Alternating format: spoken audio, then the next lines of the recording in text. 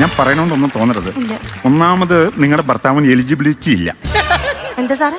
Eligibility ഇല്ല. ഇനി ചോദിക്കരുത്. മൂന്നാമത് പറഞ്ഞ തെറ്റും. ഇനി ഇത് പറഞ്ഞു കഴിഞ്ഞാ ഞാനും സാറും തമ്മിൽ തെറ്റും. ഞങ്ങളുടെ കല്യാണം കഴിഞ്ഞിട്ട് 10-18 കൊല്ലായി. അതിൽ 6 പിള്ളേരുമായി. ഈ പറഞ്ഞ സാധനം അയാൾക്കില്ലെന്ന് പറഞ്ഞാ ഞാൻ അതങ്ങ് സഹിച്ച്. എന്തുവാടോ ഈ പെണ്ണുങ്ങൾ പറയണത്? അങ്ങോട്ടോ.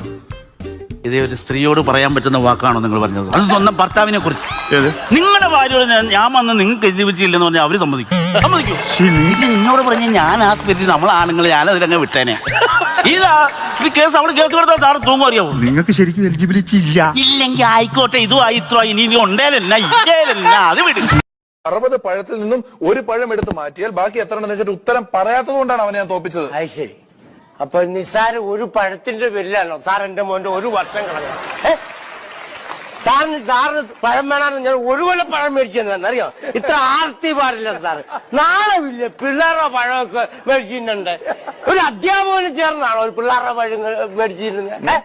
പിന്നെ അങ്ങനെ സംസാരിക്കുന്നത്? അല്ല വേറെ പഴം വേറെ എന്നാ സാറ് പറഞ്ഞത്? കാമുകയുണ്ട്, അതിനെ കുറിച്ച് അറിയണം. അതെ, പറഞ്ഞുതരാം. ഒരു പൂ മനസ്സിൽ വിചാരിക്കാവോ? വിചാരിച്ചു. ആ പൂ പറിച്ച് കാമുകിയുടെ തലയിൽ ചൂടിക്കൊടുത്താൽ നീ ഉദ്ദേശിച്ച കാര്യം നടക്കും. ഏത് പൂവാ ഉദ്ദേശിക്കുന്നത്? തെങ്ങും പൂക്കല. തെങ്ങും പൂക്കല ആരെങ്കിലും തലേ ചൂടുവോ? തലേ ചൂടാണെന്ന് ഞാൻ വിചാരിച്ചില്ല. നീ അവിടുത്തെ വാറ്റാനാന്ന്. ഒരു പൂ ഉദ്ദേശിക്കാൻ പറയുമ്പോ വഴി തെങ്ങ കയറിയിരിക്കും. എടാ ഒരു ചെറിയ പൂ, ഒരു ചെറിയ പൂ വിചാരിച്ചു. തെങ്ങും പൂക്കല മാറ്റി. ചെറിയ പൂ വിചാരിച്ചോ? ഏത് പൂവാണ്? ഗ്രാമ്പൂ. ഗ്രാമ്പൂനകത്ത് പൂവില്ലേ? നീ ബ്രിട്ടീഷുകാരാണോ ഈ സുഗന്ധവ്യഞ്ജനത്തിന് പുറകെ പോകാനായി? അല്ല, ഗ്രാമ്പൂ മസാലയാണല്ലോ. അപ്പൊ ആ റൂട്ട് പിടിച്ച. നിന്റെ മുഖം കണ്ടറിയാം നീ മസാലയുടെ ആളാണ്. എടാ ഗ്രാമ്പൂ, നീ താഴത്തേക്ക് ഇറങ്ങി വാ. നീ ഒരു ലോക്കൽ പൂ വിചാരിച്ചു. ലോക്കൽ പിടിക്കാം. അതിപ്പോ ആദ്യം പറയണ്ടേ? ലോക്കൽ പൂ വിചാരിച്ചു. ഏത് പൂവാണ്? ചവന്നാറിപ്പൂ. ഈശ്വരാ, പെണ്ണ് കാണാൻ വന്നപ്പോ എന്തൊക്കെ ആരെന്ന് എന്റെ പൊന്നെ. എന്നാ പെണ്ണ് കാണാൻ വന്നപ്പോ എന്നതൊക്കെ ആയിരുന്നു? എടി 3 കഷ്ണം അലുവായും കടല പോലും ഇല്ലാത്ത കുറെ കനച്ച മിച്ചറും. അയ്യോ, ഇപ്പോഴും നിങ്ങൾ അതൊക്കെ ഓർത്തിരിക്കുവാണോ?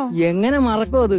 അന്ന് ആ മിച്ചറിനകത്ത് ഒരു കടലയുടെ തരി ഉണ്ടെന്ന് തപ്പിക്കൊണ്ടിരുന്ന സമയത്ത് ഒറ്റ തവണ നിന്റെ മുഖത്തോട് ഞാൻ നോക്കുവായിരുന്നെങ്കിലുണ്ടല്ലോ. എനിക്കിങ്ങനെ കരിയാപ്പല പോലെയല്ലേ ഞാൻ ജീവിക്കുന്നത്. അപ്പൊ നീ അങ്ങ് കരിയാപ്പലയായി. ആണോ? അന്ന് ആ മിച്ചറിനകത്ത് നോട്ടം കണ്ടപ്പോ ഞാൻ ഓർത്ത് കുടുംബം അതുപോലെ നോക്കുമായിരിക്കും. എന്നാ ഞാൻ കുടുംബം നോക്കുന്നില്ല ഇവിടെ. പിന്നെ ഭയങ്കര നോട്ടമല്ലേ. എടി നിന്നെ കെട്ടിക്കോട്ട് ഞാൻ വരാൻ വേണ്ടിയോട് 2 ടൂറിസ്റ്റ് ബസ് 4 ജീപ്പും കൂട്ടിക്കൊണ്ട് വന്നവനാ ഞാൻ. പക്ഷെ എനിക്കിപ്പോഴും മനസ്സിലായി അത് ഭയങ്കര മണ്ടത്തരായി പോയെന്ന്. അറിയാമോ?